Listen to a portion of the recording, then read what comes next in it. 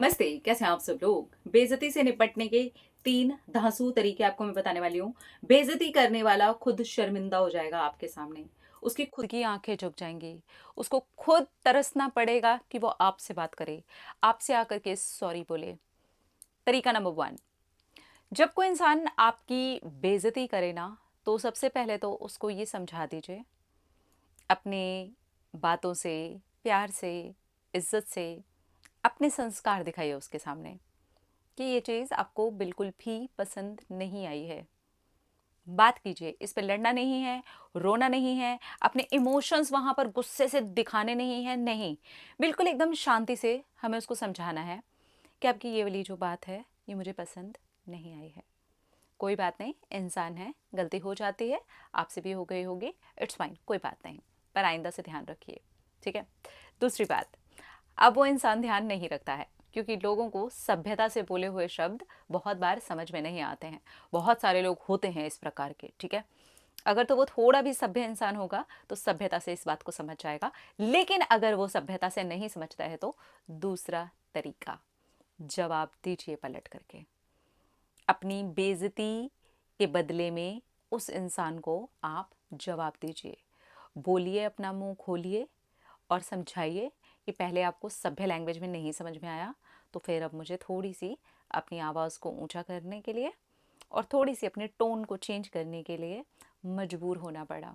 और मजबूर किया है आपने उसी गलती को दोबारा से दोहरा करके।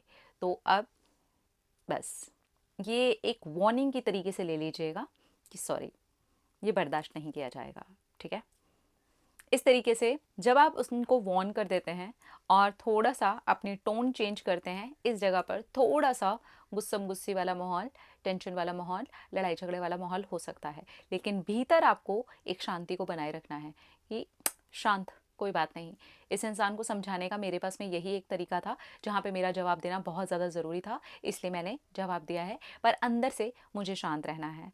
मेरी शांति एक्चुअली मेरी शक्ति है, मुझे शांत रहना है।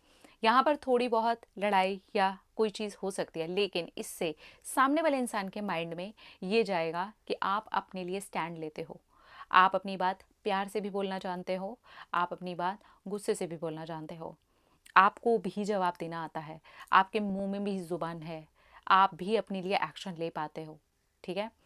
दूसरे तरीके पर अगर आपने ये कर लिया, अगर तो वो इंसान सचमुच में आपसे प्यार करता है, आपके साथ आगे के रिश्ते को निभाना चाहता है, नहीं भी निभाना चाहता, थोड़ी सी भी तमीज़ होगी ना, तो बस इतना होने के बाद ही वो इंसान अपने जो एक्शन है वो बंद कर देगा, आपको जो बेइज्जत करने वाला काम है वो बंद कर देगा। लेकिन चलिए इससे 2 कदम और आगे चलते हैं। वो इंसान कुछ ऐसा निकला कि उसने इसे बंद ही नहीं किया, वो इंसान अपने उस पैटर्न को तोड़ ही नहीं रहा। जहाँ आपने सभ्यता से भी समझा लिया, जहाँ पर आपने अपने टोन को, अपनी वॉइस को, अपने बात करने के तरीके को थोड़ा सा अलग लेवल पर जाकर के भी समझाया, लेकिन उस इंसान को समझ में ही नहीं आया। वो वही कर रहा है जो अभी तक वो कर रहा था। अब आपको यहाँ पर पता है क्या करना है? बुरा नहीं मानना है उसकी बातों का। अब आपको ये समझ लेना है कि ये इंसान मानसिक रूप से बीमार है। तो जब कोई मानसिक रूप से बीमार होता है तो हम क्या करते हैं? वो जाए भैया, जहाँ जाना है अपना इलाज करवाए, अपनी केयर करे, मुझे चुप रहना है, मुझे अपनी शांति का योगदान देना है। तुम्हारे मैं मूल लगूंगी नहीं, तुम एक्चुअली इस लायक ही नहीं हो कि तुमको अब किसी भी बात का जवाब दिया जा सके। प्यार से दे करके देख लिया, तुम्हें समझ में नहीं आया। मैं थोड़ी सी रूड हो करके देख चुकी हूँ, तुम्हें तब भी समझ में नहीं आया। अब ऐसा है, मेरे मुंह लगने की कोई ज़रूरत नहीं है क्योंकि तुम इस लायक ही नहीं हो कि तुमसे बात की जाए।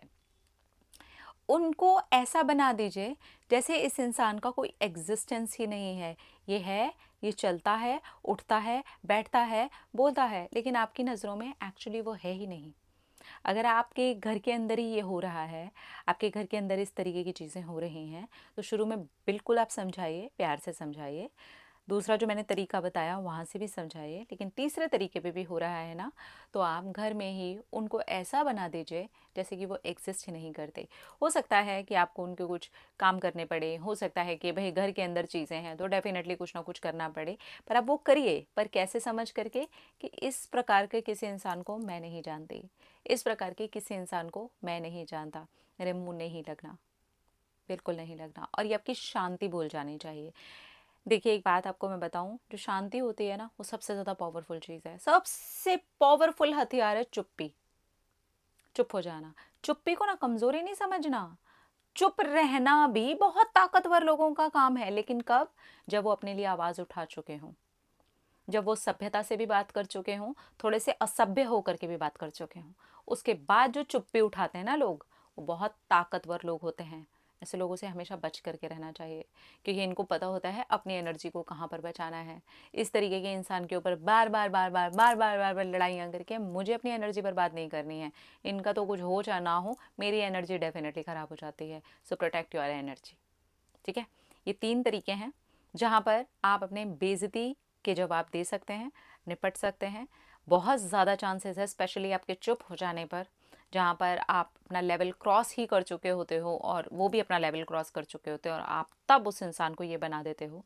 कुछ टाइम के बाद, कुछ महीनों के बाद, या फिर किसी किसी की जिद ढीठपना ऐसा भी हो सकता है कि कुछ साल के बाद ये इंसान बदलता है, चेंज होता है, और इसको ये रियलाइज़ होता है कि ये जो हो रहा है ना ये बर्दाश्त के बाहर है, क्योंकि ऐसा इंसान हमेशा आपका रिएक्शन चाहता है, हमेशा चाहता है कि आप रिएक्ट करो, हमेशा कुछ ना कुछ ऐसा करेगा कि आप रिएक्ट करो ही करो, कभी सभ्यता से करो, कभी असभ्य होकर के करो।